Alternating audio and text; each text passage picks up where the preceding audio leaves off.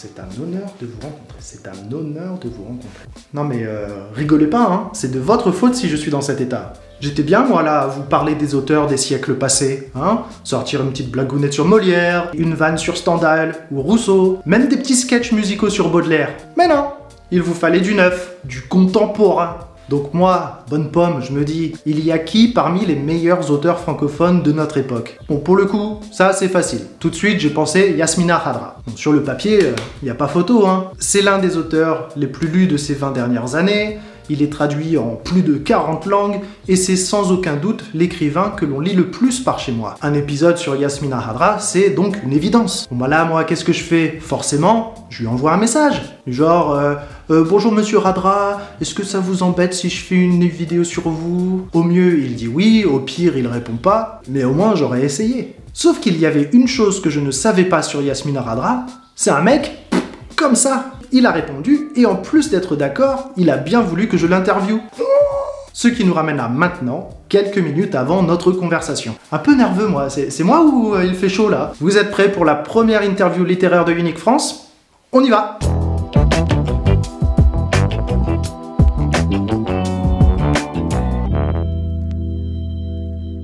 Il me reste juste assez de temps pour vous présenter un petit peu Yasmina Khadra. Yasmina Khadra, de son vrai nom Mohamed Moulosehoul, est un écrivain algérien né en 1955. Il entre à l'école militaire à l'âge de 9 ans, écrit son premier recueil de nouvelles à 18 et aura une carrière militaire sur 36 ans, dont il prendra sa retraite avec le grade de commandant. De 1984 à aujourd'hui, il a écrit quelque chose comme 36 livres, dont certains ont été adaptés au cinéma, au théâtre ou à la BD. Il a reçu une liste de prix littéraires longue comme un jour sans pain dans de très nombreux pays. Mais ce qu'il y a de plus incroyable avec Yasmina Khadra, c'est... Ah, tiens.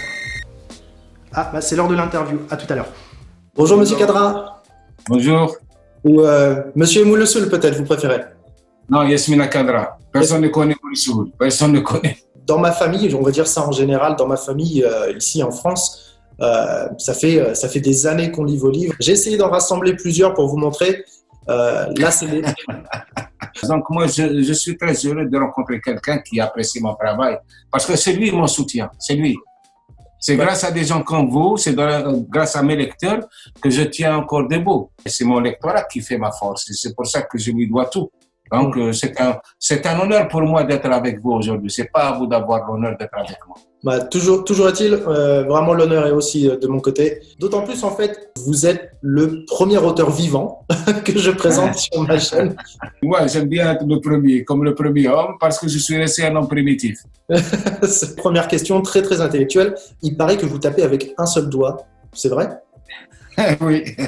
J'ai jamais eu le temps d'apprendre à travailler avec mes 10 doigts. Par exemple, en une journée, j'écris 2 pages, 3 pages en une journée. C'est terrible. Alors que si j'avais cette dextérité, si j'avais cette adresse, cette habileté, ben, j'aurais peut-être écrit un chapitre en une journée. Tellement mon imaginaire n'arrive pas à trouver un rythme capable de le porter très vite. Avec un doigt et encore un doigt qui est vraiment martyrisé, hein. Il est vraiment martyrisé, le doigt. Je crois qu'il est plus court que les autres doigts. Il paraît que James Joyce pouvait écrire une phrase par jour maximum. Donc vous êtes bien plus loin encore, ça va? Non, mais peut-être que Joyce était paresseux. Moi, une question qui m'intéresse vraiment beaucoup, c'est la raison pour laquelle vous utilisez un nom de plume féminin. Oh, parce que j'avais commencé à écrire sous mon vrai nom. J'étais à l'époque dans l'armée. Moi, j'ai passé 36 ans de ma vie dans l'armée et j'ai été soldat à l'âge de 9 ans. Toute ma vie a été encadrée par des militaires. Voilà. Donc, j'écrivais sous mon vrai nom. Et à un certain moment, j'ai commencé à avoir des problèmes avec la hiérarchie militaire qui m'avait imposé un comité de censure. Et j'ai opté pour un pseudonyme féminin, d'abord pour un pseudonyme autre que Yasmina Khadra, c'était le commissaire Lob, il y a Murjadjo, il y a Sitami, il y a tout un tas de signes avec un tas de pseudonymes. Et puis, Yasmina Khadra est arrivée à un moment où je pensais que je n'avais plus aucun risque à courir autre que mourir. Donc, moi, j'étais engagé dans la guerre antiterroriste et j'ai choisi les prénoms de ma femme par gratitude. Elle s'appelle Yamina Khadra. Mon éditeur a ajouté un S à Yamina parce qu'il pensait que j'avais mal, je ne sais même pas écrire mon nom, que je méritais à peine à matriculer. Qu'est-ce qui vous a poussé à devenir écrivain? C'était génétique pour moi. Je suis né pour écrire. Depuis tout petit, je savais que j'étais prédestiné au verbe. Et pourquoi avoir choisi la langue française? J'imagine qu'à la base, vous écriviez pas forcément en français. Non, j'écrivais en arabe au début. La langue française ne m'intéressait pas du tout. D'ailleurs, j'étais nul en langue française. Mes professeurs d'arabe ne m'encourageaient pas. Et mon professeur de français, malgré la médiocrité des notes qu'il m'infligeait, il trouvait que j'avais un imaginaire qui se devait d'être accompagné, d'être porté par des accessoires fiables. Et les meilleurs accessoires pour un imaginaire, c'est peut-être la langue. Et j'ai commencé à aimer ce professeur et par votre conséquence, j'ai fini par aimer sa langue. D'abord, quand j'écrivais en arabe, c'était pour la poésie. Je voulais devenir poète. Et je pense que la plus belle langue pour la poésie, c'est la langue arabe. Et vous ne pouvez pas imaginer toute la force et la musicalité de cette langue quand il s'agit de poésie. Et je trouve que pour le roman, il n'y a pas mieux que la langue française. Parce que la langue française est une langue hospitalière. Elle peut traduire fidèlement n'importe quelle autre langue. Ce qui n'est pas le cas lorsque la langue française est traduite ailleurs. Comme je suis traduit en 49 langues, je sais que ça n'a pas été toujours de très bonnes traductions. Et puis, il faut dire aussi que j'écris un français qui m'appartient. Ce n'est pas le français commun des Français, c'est un français qui est très imprégné par mon arabité, par ma berbérité, par ma sensibilité de bédouin. Et donc, j'ai introduit tout ça et ça fait comme une espèce de poésie arabe qui est rattrapée ou qui se rattrape dans la langue française. C'est pour ça que beaucoup de Français apprécient ma manière d'écrire. Quand on lit vos livres, il y a un accent, il y a une texture dans les paroles, dans les dialogues surtout. C'est le choix du vocabulaire, mais même on le sent en fait. La structure est aussi... Oui, c'est une touche. Moi, j'ai cette chance de pouvoir créer pour chaque roman un style. Et vous prenez par exemple, même concernant la crise terroriste en Algérie, enfin la guerre terroriste, vous lisez Les Années du Seigneur et vous lisez À quoi rêvent les loups, mais c'est absolument aux antipodes l'un de l'autre, en parlant du style. J'ai toujours pensé qu'un écrivain, c'est un acteur. Et il faut qu'il sache interpréter tous les rôles. Et quand je veux raconter une histoire à travers le regard d'un paysan, il faut que le style soit celui d'un paysan. Et je ne fais que ce que nous recommande Joseph Kessel, apporter un coup de main du romancier. Voilà, je ne fais qu'apporter le coup de main. Je donne un coup de main à mon personnage pour mieux s'exprimer. Vous avez des livres qui se passent aussi bien en Algérie, en Irak, en Afghanistan. Je ne l'ai pas lu, mais vous en avez un à Cuba aussi, il me semble. Oui. Bref, vous avez des cultures très différentes et pourtant à chaque fois il y a la même sensation, comme si on y était en fait. Il n'y a pas un livre où on est plus plongé que dans le monde en fait du livre que les autres. Oui, parce que je suis quelqu'un qui est très fasciné par le facteur humain et je m'intéresse beaucoup aux autres, c'est tout.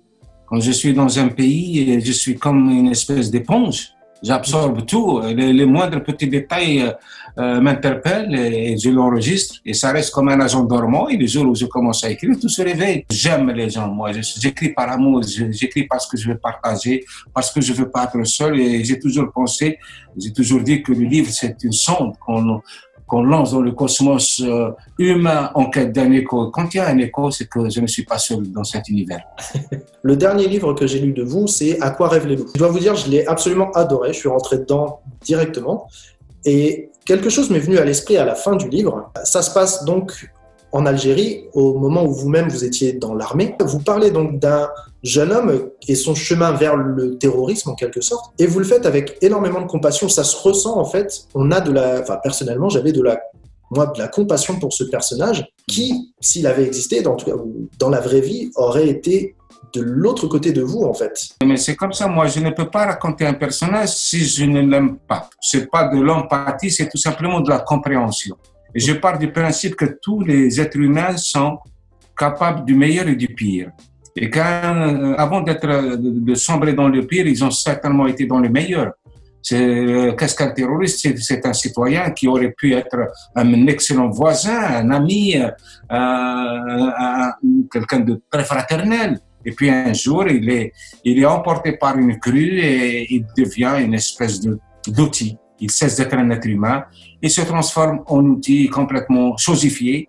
Et là, il n'est plus maître de son destin. Il n'est que la marionnette qui fait ce qu'on essaie de lui faire faire. Je connais beaucoup de terroristes. D'ailleurs, j'avais dans mon quartier quelque chose qui m'a... C'est un personnage qui m'a frappé comme c'est pas possible. C'était un garçon de 14 ans. Il avait le cœur sur la main. C'est-à-dire, tout ce qu'il faisait, à chaque fois qu'il entendait dire qu'il y a un déménagement, où il y avait une vieille personne qui était malade, où il y avait quelqu'un qui avait besoin d'aide, il était là le premier. Il faisait les emplettes pour les personnes impotentes. C'était la gentillesse incarnée. Et puis un jour, il disparaît. Il habitait avec moi dans le même bloc HLM. Et il avait disparu pendant des années. Je ne le voyais plus, mais ça ne m'impressionnait pas, ça ne m'intriguait pas. Beaucoup de gens allaient, venaient, puis j'étais occupé ailleurs, donc je ne pouvais pas faire attention à tout. Et un jour, la police est venue frapper à la porte de ses parents pour lui dire, pour les inviter à les rejoindre à la mort afin d'identifier le corps d'un terroriste. Et c'était ce petit garçon. J'ai jamais pensé qu'une merveille pareille pouvait sombrer dans l'ignominie, dans la laideur la plus absolue. Mais ça arrive, c'est ça l'être humain. Il est fragile, vous savez. Il ne faut pas croire que la méchanceté est uniquement du côté de ceux qui ont choisi la violence. Il y a des gens qui sont bien installés, confortablement installés dans leur aura et ils n'arrêtent pas de faire du mal. Vous pouvez trouver des écrivains tout le temps en train de calomnier les autres, des journalistes en train de détruire, de défigurer l'image d'une noblesse et ainsi de suite. Donc la méchanceté, elle est partout. Quelquefois, elle se traduit par une violence physique. Quelquefois, elle demeure sournoise. Tout ce qui est violence, pour moi, relève du diable. Ça ne relève pas du Seigneur. C'est ma conviction la plus profonde. La méchanceté, c'est le mal et la bonté, c'est justement ce qu'attend de nous la nature et pour les croyants, ce qu'attend de nous Dieu. Je voulais vous poser quelques questions sur peut-être vos inspirations. Quels sont les auteurs, les poètes qui vous ont le plus inspiré? Oui, les poètes, c'est surtout des poètes arabes qui m'ont le plus inspiré. La rencontre avec la poésie abbasside, ça a été pour moi la révélation, une révélation cosmique. Mais j'ai aussi aimé des auteurs français, parce que je lisais en français, Rimbaud, j'ai beaucoup aimé Victor Hugo, j'aime beaucoup la poésie. Pour la littérature, c'est surtout la littérature russe qui m'a le plus fasciné. Oui, russe. J'adore la littérature russe. Elle est très proche de la littérature américaine, sauf qu'elle est beaucoup plus sérieuse. Les Russes, ils sont beaucoup plus méthodiques, ils ont le souci du verbe aussi, c'est pas seulement ils ont le sens de la tournure, ils sont très profonds. Et du côté arabe, il y a bien sûr Naguib Mahfouz et Taha Hussein et des auteurs algériens comme Malik Haddad. Et aujourd'hui, j'aime beaucoup Amin Maalouf. Ouais, c'est exactement ce que j'allais vous demander. Si vous pouviez recommander un auteur ou un livre en ce moment, ce serait quoi? Ouais. À part les vôtres, bien sûr. Ouais, c'est Amin Maalouf, il faut lire Amin Maalouf. Surtout, si on veut vraiment accéder à sa magie, il faut commencer par la Samarcande ou Léon l'Africain. Voilà, ce sont des livres ce sont des tapis volants. Là, vous êtes dessus, hop, vous partez quelque part et c'est magnifique. Amin Maalouf, c'est mon auteur vivant. De tous les autres, c'est mon préféré. Un grand merci à Yasmina Khadra pour ce moment convivial et humain. Je vous souhaite tout le meilleur pour les publications à venir. Le prochain livre d'ailleurs, Le sel de tous les oublis, paraît au mois d'août. Donc assurez-vous de ne pas manquer sa sortie. Si c'est la première fois que vous regardez l'une de nos vidéos, tout d'abord merci à vous. Toutes les semaines ou presque, je présente une personnalité ou un monument de la littérature française. Donc n'hésitez pas à vous abonner pour ne pas manquer les prochaines vidéos. Et merci de partager celle-ci si elle vous a plu. Bonne semaine à tous et je dis à tout le monde, Zaïdien. Donc ça se dit Zaïdien. Dai. Zai, donc c'est Z-A-I. Donc Zai. Zdai. Zai. Zdai. Ah, Zai. Zai. Zai. Dien. Zaidien.